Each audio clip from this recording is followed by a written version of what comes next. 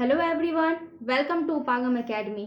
आज हम लोग भारत के संविधान का पार्ट 6 देखेंगे। ठीक है, हम लोग का चल रहा था भारत का संविधान। इससे मैंने पार्ट 5 में आप लोगों को अनुच्छेद 329 तक बता दिया था। ठीक है, 329 इसमें मतलब निर्वाचन आयोग इन सब के बारे में बताया था इससे पहले तक। आज हम लोग देखेंगे अनुच्छेद 330 से लेकर के 395 तक। ठीक है, और टोटल हमारे भारत के संविधान में कितने अनुच्छेद हैं? तो 395, मतलब आज टोटल कंप्लीट करेंगे। ठीक है, ये लास्ट पार्ट है उसका। तो देखते हैं सबसे पहले अनुच्छेद 330। ओके, भाग 15 तक मैंने इससे पहले एक वीडियो में पढ़ा दिया था। आज भाग 16 का देखेंगे। ओके, तो भाग 16 ये कहाँ से कहाँ तक है? अनुच्छेद 330 से लेकर के 342 तक है। ओके, भाग 16 अनुच्छेद 330 से 342 तक। और ये भाग 16 किनके बारे में है? तो ये कुछ वर्गों के संबंध में विशेष उपबंध। ठीक है, मतलब कुछ वर्गों, कुछ स्पेशल, मतलब ऐसा नहीं है सभी के लिए है, कुछ स्पेशल लोगों के लिए, स्पेशल केस के लिए क्या विशेष प्रावधान किए गए, विशेष उपबंध किए गए हैं। तो इसमें सबसे पहला है अनुच्छेद 330। जैसे इसमें कह रहा है कि लोकसभा में SC और ST, ठीक है, मतलब अनुसूचित जाति और अनुसूचित जनजाति के सीटों का आरक्षण। ओके, मतलब क्या कि लोकसभा में जितनी भी सीटें हैं, ठीक है, उनमें SC और ST इन दोनों कैटेगरी के लोगों के लिए सीट जो होते हैं वो क्या होंगे? फिक्स होंगे कि उनको इतने सीट पे उनका आरक्षण है, इतने सीटों पे सिर्फ SC या फिर ST ही आएंगे। ओके, तो ये किसमें है? आर्टिकल 330 में। उसी तरह अनुच्छेद 331 कहता है लोकसभा में एंग्लो इंडियंस। ठीक है, लोकसभा में एंग्लो इंडियंस इसके बारे में इसके मतलब बारे में हमारे संविधान में परिभाषा भी दिया गया है कि एंग्लो इंडियंस किन्हें कहते हैं। ओके, तो एंग्लो इंडियंस जैसे हमारे देश पे बहुत सारे यूरोपीय कंपनियों ने मतलब राज्य किया था, व्यापार करने आए थे, लेकिन उन्होंने राज्य करने लगे थे हमारे देश पर।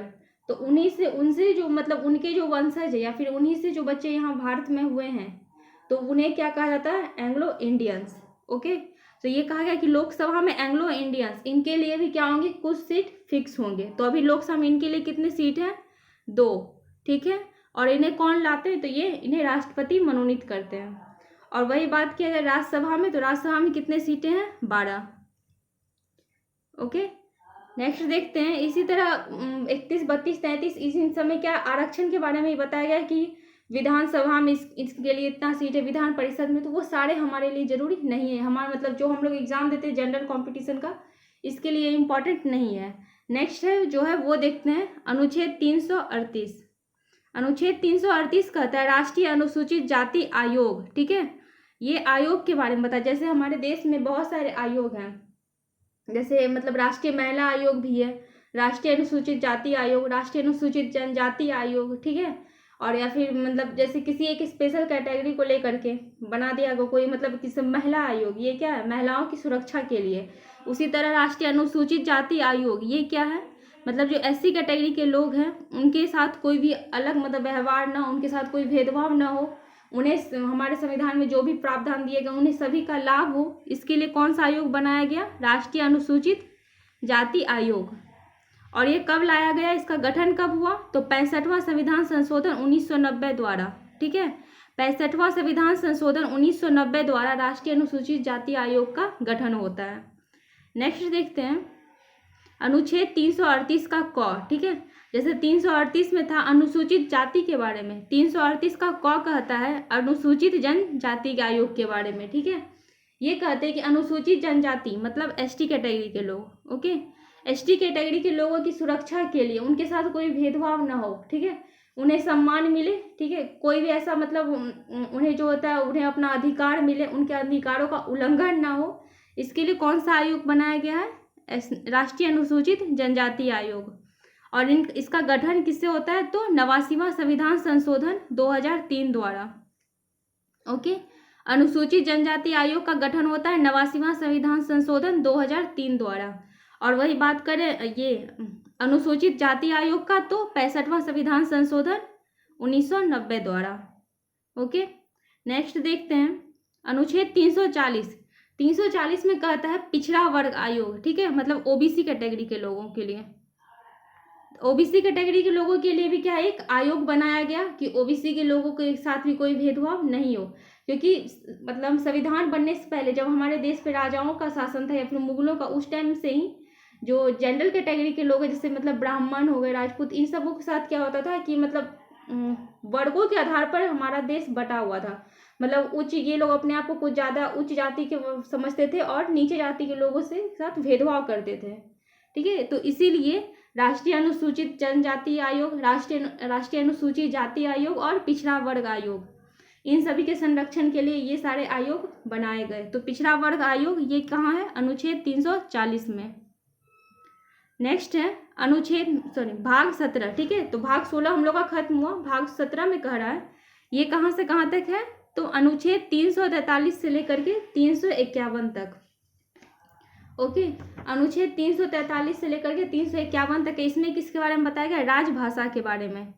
ओके, भाग 17 किसके बारे में बताता है? राजभाषा के बारे में। और इसमें 343 ये पहला अनुच्छेद ये क्या कहता है कि संघ की राजभाषा हिंदी होगी। ठीक है, अब देखिए यहाँ पे कि दो चीज, राजभाषा और राज्यभाषा, जैसे ये है लिखे हम राज्यभाषा, ओके, और एक है राजभाषा, इन दोनों में अंतर होता है।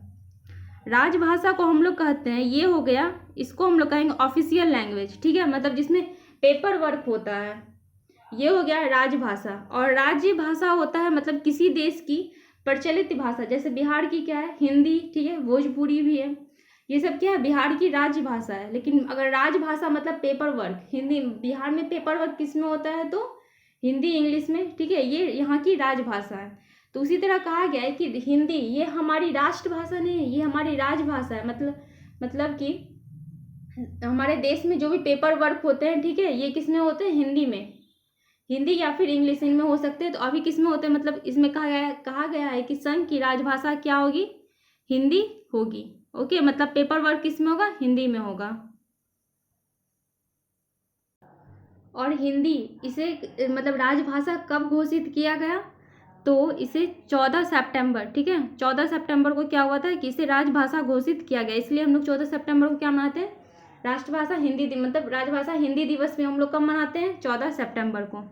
ओके, नेक्स्ट है 344, अनुच्छेद 344 कहता है राजभाषा के संबंध में आयोग और संसद की समिति। ठीक है, आयोग का मतलब होता है किसी को मतलब संरक्षण देना, किसी को बचाना। ठीक है, उसके जो भी अधिकार हैं उसका उससे उल्लंघन नहीं होना चाहिए। ठीक है, तो राजभाषा के संबंध में आयोग और संसद की समिति, मतलब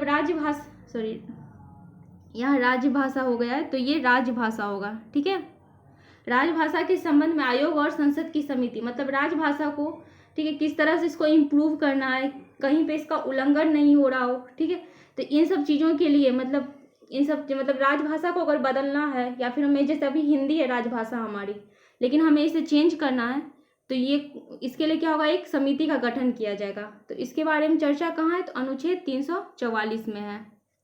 अनुच्छेद 345 कहता है राज्य की राजभाषा। ठीक है, अनुच्छेद 345 क्या कह रहा है? राज्य की राजभाषा, मतलब ये कह रहा है कि मतलब हर एक राज्यों की राजभाषा क्या होती है? ये अलग अलग होती है। ठीक है, जैसे बिहार की क्या है? बिहार की है मतलब हिंदी, उर्दू, ठीक है, हिंदी, भोजपुरी, मैथिली, ये सब है। लेकिन यहाँ बिहार राज्य का राजभाषा की बात करें हम लोग, तो राजभाषा यहाँ पे क्या हो जाएगा? मतलब ऑफिशियल लैंग्वेज यहाँ का क्या होगा? तो हिंदी या उर्दू। ओके, तो यहाँ कह रहा है कि हर एक राज्यों की क्या होती है? राजभाषा अलग अलग हो सकती है, लेकिन राजभाषा भी क्या हो सकती है? ये अलग हो सकती है। लेकिन अगर पूरे भारत देश की बात करें तो इसकी राजभाषा क्या होगी? हिंदी। ओके, और कुछ राज्य ऐसे भी हैं जहाँ की राजभाषा क्या है? हिंदी नहीं है। जैसे उधर अगर हम लोग नॉर्थ मतलब ईस्टर्न जो इंडिया है, ठीक है, मणिपुर, मिजोरम, ये वाला पार्ट ले, तो वहाँ पे क्या है? वहाँ की राजभाषा क्या है? इंग्लिश। उसके बाद अनुच्छेद 345 देखते हैं, तो 345 में कहता है, ये तो देख लिया हम लोग।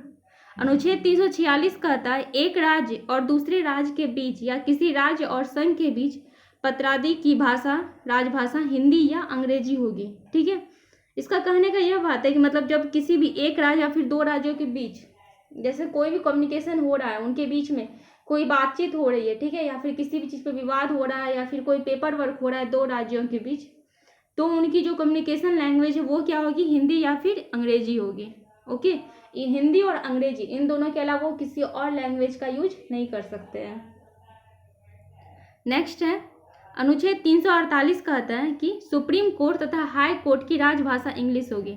देखिए यहाँ पे अनुच्छेद 348 ये सुप्रीम कोर्ट और हाई कोर्ट को ये ऑर्डर देता है कि आप लोगों की राजभाषा मतलब आप लोगों का पेपर वर्क किस लैंग्वेज में होगा, तो इंग्लिश में होगा। ठीक है, ये सुप्रीम कोर्ट और हाई कोर्ट को कहता है कि आपकी पेपर वर्क इंग्लिश लैंग्वेज में होगी। इसी तरह हम लोग अनुच्छेद 350 देखते हैं, तो 350 का इसका ये इम्पॉर्टेंट है। ये क्या कहता है, ये प्राथमिक स्तर पर मातृभाषा में शिक्षा की सुविधाओं को बताता है। ठीक है, मतलब इसमें ये कहा गया है कि प्राथमिक स्तर पर मातृभाषा में शिक्षा की सुविधाएं देनी चाहिए। मतलब जो बच्चे जो होते हैं, ठीक है, 1 to 5 क्लास के प्राथमिक स्तर होता है, उसमें शिक्षा का माध्यम क्या होना चाहिए, मातृभाषा, या फिर उन्हें हिंदी पढ़ाया जाना चाहिए। ठीक है, हमारी मातृभाषा क्या है, हिंदी है, तो उन्हें हिंदी पढ़ाना चाहिए, उसमें शिक्षा की सुविधा देनी चाहिए। और ये नई शिक्षा नीति के तहत ये किया भी गया है। ओके, नेक्स्ट देखते हैं अनुच्छेद 350 का ख। 350 का ख कहता है भाषाई अल्पसंख्यकों को विशेष प्रावधान। ठीक है, मतलब जैसे मान लीजिए कि कोई भाषाई अल्पसंख्यक है।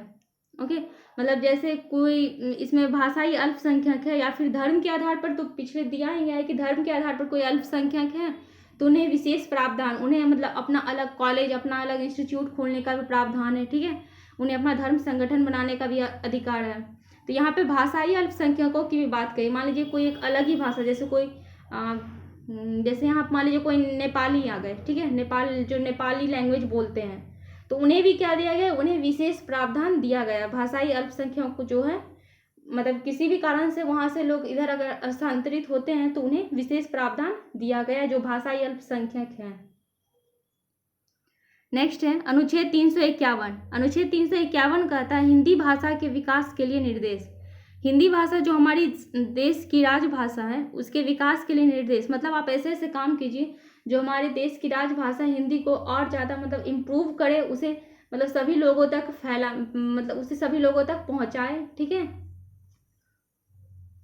उसके बाद देखते हैं भाग 18। भाग 18 कहता है अनुच्छेद 352 से लेकर के कहाँ तक है, 360 तक। ये देखिए भाग 18 कहाँ से कहाँ तक है, अनुच्छेद 352 से 360 तक। इसमें 3 आपातकाल स्थितियों के बारे में बताया गया है। ठीक है, तो हम लोग सबको देखते हैं एक एक करके। सबसे पहला है अनुच्छेद 352। इसमें बात किया गया है राष्ट्रीय आपातकाल की। ओके, तो अनुच्छेद 352 राष्ट्रीय आपातकाल। राष्ट्रीय आपातकाल का मतलब है जब देश पर, राष्ट्र पर कोई आपातकालीन स्थिति आए। ठीक है, तो देखते राष्ट्रीय आपातकाल ये कब कब आता है, तो जब हमारा जो मतलब भारत देश है इसके साथ किसी की मतलब युद्ध की स्थिति बनती है।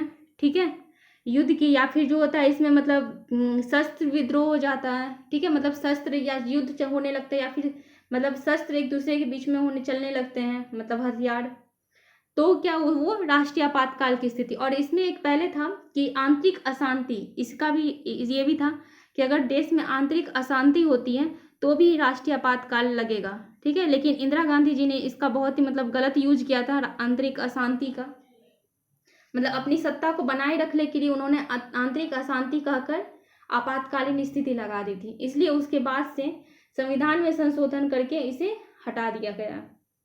तो देखते हैं अब कौन कौन से युद्ध या फिर जब शस्त्र मतलब उठा लिया जाए। ठीक है, तो वो क्या था, राष्ट्रीय आपातकाल की स्थिति।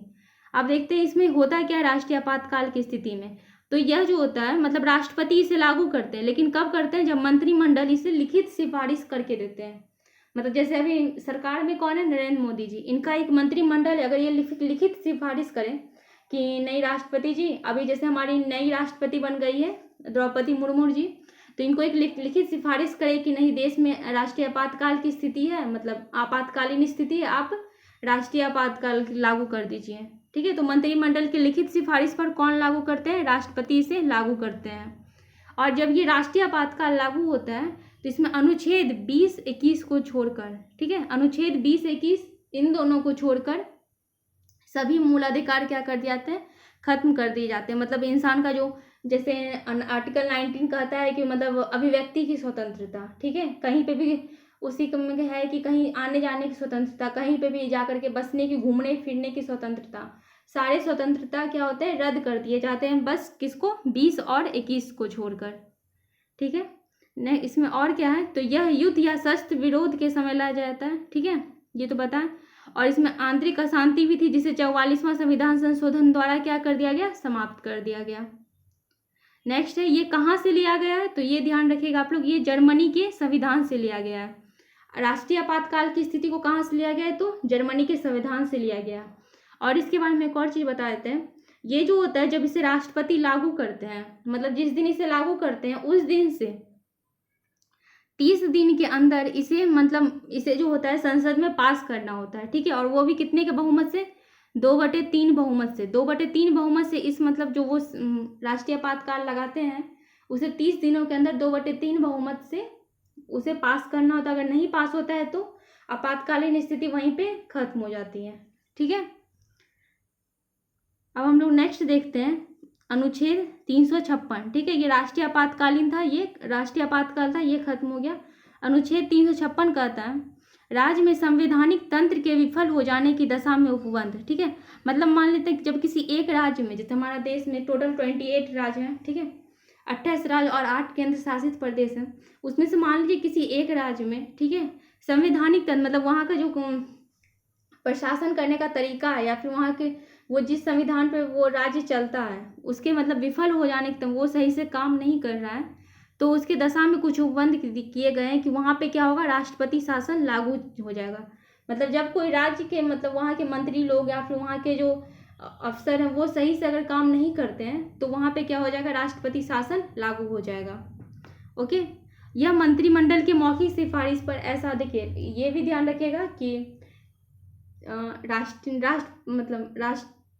राष्ट्रीय आपातकाल जो होता है वो लिखित सिफारिश पर होता है, लेकिन राष्ट्रपति शासन ये जो होता है ये मंत्रिमंडल की मौखिक सिफारिश पर राष्ट्रपति उस राज्य में लागू करते हैं। ओके, इसमें जो होता है मूल अधिकार निलंबित नहीं होता है, क्योंकि ये किसी एक स्पेशल राज्य का ये केस है ना, कि वहाँ का मतलब वहाँ का संवैधानिक जो भी कार्य है वो क्या हो रहा है, विफल हो रहा है, तो इसमें मूल अधिकार निलंबित नहीं होते, क्योंकि इसमें क्या होता है कि वो वहाँ का प्रशासन विफल होता है, यहाँ के लोगों पे कोई संकट नहीं है, वहाँ का वो प्रशासन सही से काम नहीं करता है, ठीक है, तो इसलिए यहाँ के लोगों का मूल अधिकार वो निलंबित नहीं होता है। और इसमें राज्य का बजट जो होता है वो कौन प्रस्तुत करेगा, तो वो संसद प्रस्तुत करेगी, मतलब सभी से अधिकार छीन लिए जाते हैं। एक वहाँ पे मेन कौन हो जाता है राज्य में, तो राज्यपाल, और सारे अधिकार मतलब जो भी राज्य सूची के विषय पे कानून भी कौन बनाएगा, संसद बनाएगा उस टाइम। नेक्स्ट है, और इसे कहाँ से लिया गया है, इसे भी जर्मनी के संविधान से ही लिया गया है। ये ध्यान रखिएगा, राष्ट्रीय आपातकाल और राष्ट्रपति शासन ये दोनों जर्मनी के संविधान से लिया गया है। अब अनुच्छेद 358 कहता है कि राष्ट्रीय आपातकाल के समय अनुच्छेद 19 की सभी स्वतंत्रता स्वयं निलंबित हो जाती है। इसमें मतलब राष्ट्रीय आपातकाल में बताए भी थे कि अनुच्छेद 20-21 को छोड़कर सभी स्वतंत्रताएं क्या हो जाती, सभी मूल अधिकार निलंबित हो जाती है। तो वही चीज़ यहाँ कह रहा है कि राष्ट्रीय आपातकाल के समय अनुच्छेद 19 की सभी स्वतंत्रता, मतलब अनुच्छेद 19 में जो भी अभिव्यक्ति की स्वतंत्रता है, घूमने की स्वतंत्रता, कहीं पे भी बसने की स्वतंत्रता है, ठीक है, ये सभी स्वतंत्रता क्या हो जाती है, खुद ही, जैसे ये आर्टिकल मतलब वो 352 लगता है, ये सभी खुद ब खुद क्या होती है, निलंबित हो जाती है। उसके बाद अनुच्छेद 359 कहता है कि राष्ट्रीय आपातकाल के समय अनुच्छेद 20-21 को छोड़कर शेष सभी मूल अधिकार राष्ट्रपति निलंबित कर सकते हैं। मतलब ये अनुच्छेद 19 तो स्वतः ही निलंबित हो जाता है, और बाद बाकी जो भी मूल अधिकार है उसे राष्ट्रपति चाहे तो क्या कर सकते हैं, निलंबित कर सकते हैं, लेकिन 20-21 को छोड़ करके। ओके, उसके बाद अनुच्छेद 360 कहता है वित्तीय आपातकाल के बारे में उपबंध, ठीक है। वित्तीय आपातकाल का मतलब होता है मतलब फिनेंशियल इमरजेंसी, मतलब जब देश के पास क्या हो, मतलब पैसे नहीं हो, ठीक है, पैसे की कमी हो जाए तो उसे वित्तीय आपातकाल कहते हैं। वित्तीय अनुच्छेद 360 में किसके बारे में बताया गया, वित्तीय आपातकाल के बारे में उपबंध है। अब इसके बारे में देखते हैं, इसे भी क्या होता है कि मंत्रिमंडल के मौखिक सिफारिश पर कौन लागू करते हैं, राष्ट्रपति लागू करते हैं। मंत्रिमंडल के मौखिक सिफारिश पर राष्ट्रपति लागू करेंगे। और अभी तक एक बार भी मतलब ये वित्तीय आपातकाल अभी तक ऐसी स्थिति आई नहीं है कि ये लागू हो, ठीक है। 1991 में हमारे देश के पास मतलब ऐसा टाइम था कि जब सिर्फ 15 दिनों का मतलब पैसे रुपीज़ बचा हुआ था हमारे देश के पास, लेकिन तभी भी हमारे देश में मतलब जो मनमोहन सिंह थे वो उस टाइम में वित्त मंत्री थे, उन्होंने हमारे देश को बचा लिया। तो लेकिन अभी तक ऐसा केस आया नहीं कभी वित्तीय आपातकाल लगे। जब वित्तीय आपातकाल लगता है तो मतलब जो भी मतलब जो जिन्हें वेतन मिलता है उन सभी के वेतनों में भी क्या होती है, कटौती कर दी जाती है। ठीक है, और ये इसे कहाँ से लिया गया है, इसे अमेरिका के संविधान से लिया गया है।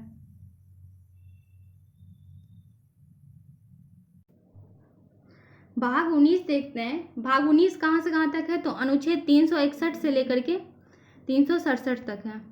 ओके, भाग 19 है 361 से लेकर 367 तक। इसमें क्या है, प्रकृति, इसके बारे में बताया गया। मतलब इसमें कुछ है, जैसे अनुच्छेद 361 है, ये कहता है कि राष्ट्रपति, राज्यपाल और राज्य प्रमुख, ठीक है, राज्य प्रमुख जैसे मतलब जो राष्ट्रीय अध्यक्ष, ठीक है, जो मतलब जो राष्ट्र के जो अध्यक्ष होते हैं किसी भी जगह कोई, या फिर कोई भी मतलब प्रमुख व्यक्ति जो होते हैं, उनके संरक्षण की बात की गई। मतलब जैसे उन पे जो होता है कोई मुकदमा, फौजदारी मुकदमा जो होता है वो उन पे, जब वो राष्ट्रपति, राज्यपाल या राष्ट्राध्यक्ष हैं, ठीक है, तो उन पे फौजदारी मुकदमा ये सब नहीं लगाया जा सकता है, क्योंकि राष्ट्रपति ये क्या है, ये क्या करेंगे खुद से, मतलब इनके पास क्षमादान की शक्ति है, तो अनुच्छेद 72 का प्रयोग करके खुद छूट जाएंगे। उसी तरह राज्यपाल के पास भी क्या है, अनुच्छेद 161 के तहत इनके पास भी क्षमादान की शक्ति है, तो ये खुद भी छूट सकते हैं। ओके, तो यहाँ पे वही कह रहा है कि राष्ट्रपति, राज्यपाल और राज्य प्रमुखों के संरक्षण की बात की गई है, कि जब तक ये अपने मतलब सत्ता में है, ठीक है, मतलब जब तक अपना इनका शासनकाल है तब तक इन पे फौजदारी मुकदमा ये सब नहीं लागू हो सकता है। अनुच्छेद 362 कहता है देशी राज्यों के शासकों को अधिकार और विशेषाधिकार, ठीक है, मतलब जब हमारा देश आज़ाद हुआ था उस टाइम में बहुत सारी देशी रियासतें थी, तो उनके बारे में भी संविधान में कुछ जोड़ना जरूरी था, क्योंकि उनके भी कुछ सदस्य क्या थे, वो हमारे संविधान जो समिति थी उसके सदस्य थे। तो यहाँ पे वही कह रहा है कि देशी राज्यों के शासकों का अधिकार और विशेषाधिकार, ठीक है, तो लेकिन अभी ऐसा मतलब वर्तमान भारत में कोई भी देशी रियासत नहीं है, तो इसलिए इसे समाप्त कर दिया गया है, ये आर्टिकल को खत्म कर दिया गया है। अनुच्छेद 366 में है कि इसमें कुछ परिभाषाएं दी गई हैं, जैसे एंग्लो इंडियन, ठीक है, वो किन्हें कहेंगे, एंग्लो इंडियन, उधार का मतलब क्या होता है, ऋण का मतलब क्या होता है, ठीक है, उन सब की परिभाषा दी गई है, कि मतलब एक देश के स्तर पर इन सभी की परिभाषा क्या है। नेक्स्ट देखते हैं हम लोग भाग 20, ठीक है, भाग 20 ये क्या है, ये संविधान मतलब संविधान में संशोधन से संबंधित है, कि अभी अगर हमें संविधान में संशोधन करना है तो उसकी क्या प्रक्रिया होनी चाहिए, कैसे होगा और इसे कौन करेगा, ठीक है, तो इसके बारे में बताया गया है भाग 20 में। इसमें एक ही आर्टिकल है, आर्टिकल 368। ओके, तो देखते हैं इसे कहाँ से लिया गया है, तो इसे दक्षिण अफ्रीका के संविधान से लिया गया है। संशोधन की प्रक्रिया इसे कहाँ से लिया गया है, दक्षिण अफ्रीका की संविधान से लिया गया है। तो देखते हैं अनुच्छेद 368 कहता है कि संविधान संशोधन करने की संसद की शक्ति और उसके लिए प्रक्रिया।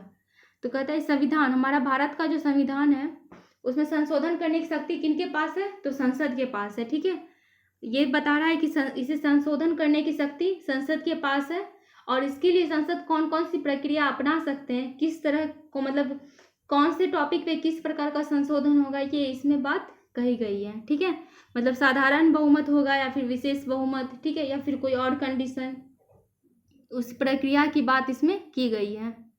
तो इसमें कहा गया है कि संशोधन वो 3 प्रकार से किए जा सकते हैं। संशोधन कितने प्रकार बताया गया, 3 प्रकार, साधारण बहुमत, साधारण बहुमत में है, और एक है विशेष बहुमत, और एक है विशेष बहुमत और आधी से अधिक राज्य की सहमति, ठीक है, ये आधी से अधिक राज्य की सहमति जो है ये वाला मतलब बहुत ही मुश्किल हो जाता है, ठीक है। तो इसमें देखते हैं साधारण बहुमत का मतलब होता है कि अगर जितने सदस्य उपस्थित हैं उनमें अगर 50% मान गए, ठीक है, मतलब साधारण बहुमत का मतलब हो गया कि अगर 1/2 भाग, ठीक है, जितने सदस्य उपस्थित हैं अगर उसके 50% सदस्य मान जाते हैं उस मतलब जो भी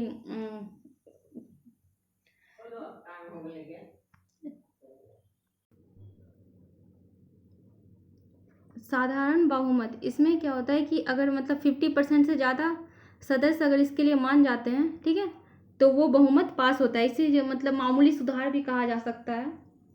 और नेक्स्ट है विशेष बहुमत। विशेष बहुमत में क्या होता है, इसमें 2/3 सदस्यों की, इसमें मतलब 2/3 सदस्यों की सहमति चाहिए होती है। और अगला है विशेष बहुमत और आधे से अधिक राज्यों की सहमति, ठीक है, विशेष बहुमत मतलब 2/3 सदस्यों की सहमति और आधे से अधिक राज्य भी क्या होने चाहिए, उस पर सहमत होने चाहिए। ओके, नेक्स्ट है भाग 21 है ये 369 से लेकर के कहाँ तक है, 392 तक। इसमें अस्थायी, संक्रमणकालीन और विशेष उपबंधों की बात की गई है। ओके, तो इसमें देखते हैं सबसे पहले अनुच्छेद 369। अनुच्छेद 369 में कहा गया है कि राज्य सूची के कुछ विषयों के संबंध में विधि बनाने की संसद की इस प्रकार अस्थायी शक्ति मानो वे संवर्ती सूची के विषय हों। ठीक है, मतलब इसमें संसद की कुछ शक्तियों के बारे में बताया गया है कि जैसे कि कुछ ऐसे विषय हैं, ठीक है, मतलब जो राज्य सूची में है लेकिन 369 के तहत मतलब ऐसे समझे जाएंगे मानो कि वो संवर्ती सूची में है और उस पर संसद भी कानून बना सकती है। मतलब बिना राज्यसभा की अनुमति ही संसद भी उस विषय पर कानून बना सकती है। लेकिन ये जो कानून बनाएंगे उनकी मान्यता कब तक होगी, तो बस 1 साल के लिए। ओके, नेक्स्ट है अनुच्छेद 370 कहता है जम्मू कश्मीर राज्य के संबंध में अस्थायी उपबंध। ठीक है, जम्मू कश्मीर जिसे पहले क्या था, एक मतलब एक स्पेशल राज्य का दर्जा देकर के उसके में कुछ अस्थायी उपबंध। अस्थायी उपबंध का मतलब है कि ये उस टाइम उसे कुछ उपबंध दिए गए थे लेकिन वो अस्थायी थे, वो कभी भी छीन लिए जा सकते थे। ठीक है, और जिसे कि अभी छीन लिया गया, अनुच्छेद 370 को हटा दिया गया है। अनुच्छेद 371 देखते हैं, इसमें क्या है कि महाराष्ट्र और गुजरात राज्यों के संबंध में विशेष उपबंध दिए गए। अनुच्छेद 371 में महाराष्ट्र और गुजरात, ठीक है, इनके यहाँ पे प्रशासन करने के कुछ तरीके या फिर कुछ मतलब कुछ क्षेत्रों को जो होता है अलग अलग, पहले महाराष्ट्र और गुजरात एक ही थे, बाद में इनका बंटवारा करके इन्हें अलग कर दिया गया। तो इनके बीच में विवाद होने की वजह से इनके लिए कुछ विशेष उपबंध किए गए। उसी तरह से कुछ अन्य राज्यों के बारे में विशेष उपबंध है, जैसे कौ में जो होता है ये नागालैंड के बारे में बताया गया, इनके बारे में विशेष उपबंध है। ख में असम के बारे में, गौ में मणिपुर राज्य के बारे में विशेष उपबंध दिए गए हैं, घ में आंध्र प्रदेश। ठीक है, मतलब टोटल ये 10 राज्य जिनके बारे में विशेष उपबंध दिए गए हैं। उसी तरह से एक आंध्र प्रदेश विश्वविद्यालय है, सिक्किम, मिजोरम, अरुणाचल प्रदेश, गोवा और कर्नाटक। तो इन सभी राज्यों के में मतलब इनके कुछ कुछ क्षेत्रों या कुछ कहीं कुछ कुछ जगहों पर प्रशासन के तरीकों में कुछ विशेष उपबंध दिए गए हैं। अनुच्छेद 392 कहता है कठिनाइयों को दूर करने की राष्ट्रपति की शक्ति। अनुच्छेद 392 ये राष्ट्रपति को एक शक्ति देता है कि अगर कोई भी किसी तरह कठिनाइयाँ आती हैं तो आप मतलब कठिनाइयों को दूर करने की आपके पास शक्ति है। ठीक है, और जो ये जम्मू कश्मीर का जो विवाद था अनुच्छेद 370, ठीक है, इसे इसी के तहत हटाया गया। राष्ट्रपति के पास ये अधिकार है कि वो क्या करे, कठिनाइयों को दूर करे। और जब जम्मू कश्मीर में मतलब उसका जो मतलब आंतरिक स्थिति वो सही नहीं थी, ठीक है, वहाँ पे जब राष्ट्रपति शासनकाल लगा था तो यही 392 का यूज करके उन्होंने क्या किया, 370 को हटा दिया। भाग 22 है, ये अनुच्छेद 393 से लेकर के कहाँ है, 395 तक। अनुच्छेद 393 से 395 तक है। इसमें संक्षिप्त नामों का वर्णन है, हिंदी में प्राधिकृत पाठ और निरसन की बात है। ठीक है, तो देखते हैं अनुच्छेद 393 कहता है इस विधि पुस्तक का संक्षिप्त नाम क्या होगा, भारत का संविधान। मतलब वो उस पुस्तक का नाम क्या रखाएगा ये हमें कौन बताता है, अनुच्छेद 393 कि इस पुस्तक का नाम होगा भारत का संविधान।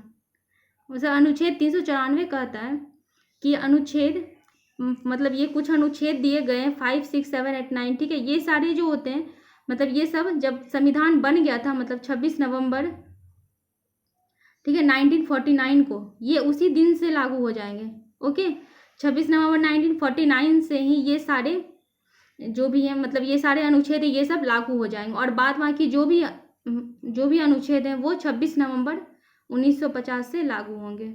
ओके, उसके बाद अनुच्छेद 394 का क कहता है हिंदी भाषा में प्राधिकृत पाठ। ठीक है, मतलब ये हमारा संविधान लिखा गया था, ये किस लैंग्वेज में था, इंग्लिश में था, लेकिन बाद में इसी का क्या किया गया, हिंदी में, मतलब इसको हिंदी में ट्रांसलेट करके उस पर सभी लोगों ने हस्ताक्षर किए। ठीक है, मतलब इसे हिंदी में भी लिख करके इसको मान दिया गया।